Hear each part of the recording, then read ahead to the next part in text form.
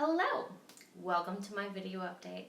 First, I would like to thank you all for your patience, flexibility, and willingness to try new things. Our examples show the students that we can overcome any obstacle with resilience, open-mindedness, empathy, and wisdom. After a week of mostly successful transitions to online lessons, I want to encourage everyone by reminding you that learning new skills and getting stronger at old ones is a process that cannot be perfected overnight. We are all unfortunately dealing with larger amounts of responsibilities which are pulling us and stretching us in so many different directions. So, we all deserve to give ourselves the same amount of grace that we give to others and ask for in return.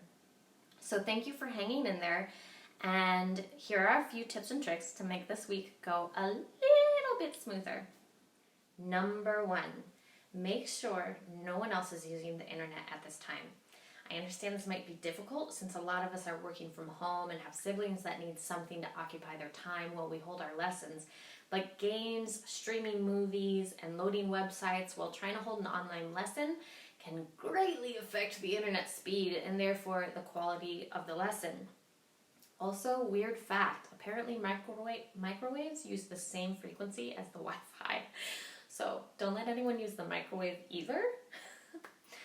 Number 2, if angled correctly, you don't need any fancy setups or more than one camera. Leave the fancy setup to me.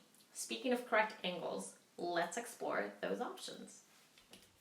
Now, as you can see, I have rigged a setup that is not, with fancy equipment.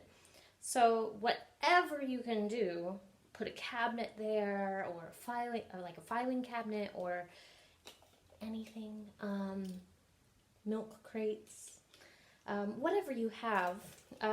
This is a really good setup. Fortunately, I have this in my studio already. How awesome!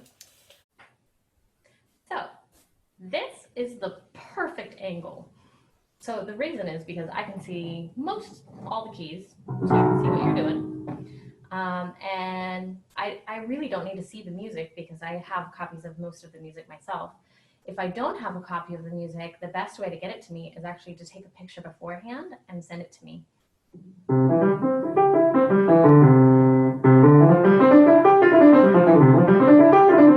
This way I can see most of the technique going on here. I can see what key you're playing, all of that kind of thing. Another thing that I can't personally do is if you have a window right by the piano like this, if you can, have blinds down or curtains closed, because obviously, as you can tell, it kind of is very bright and distracting, and at some points it can actually block out the view of the piano. So just make sure that those are shut. The reason this is so important is because if you set it up correctly, there's no need to move the camera around. When you move the camera around, it takes up valuable lesson time and provides a distraction for the student to take advantage of. Getting their focus back at that point can prove very tricky. Number 3, since I can't be there in person to gently redirect students' attention with nonverbal cues, I'm going to need your help more than ever. There is absolutely no need to use your words at first, but simply practice trying to just tap their shoulder and point back at either the camera, the music, or the hands to nudge them in the right direction. If they don't respond to that nonverbal cue, then you can try using your words. I will keep you updated with tips and tricks along the way to help facilitate the move to online lessons. Thank you.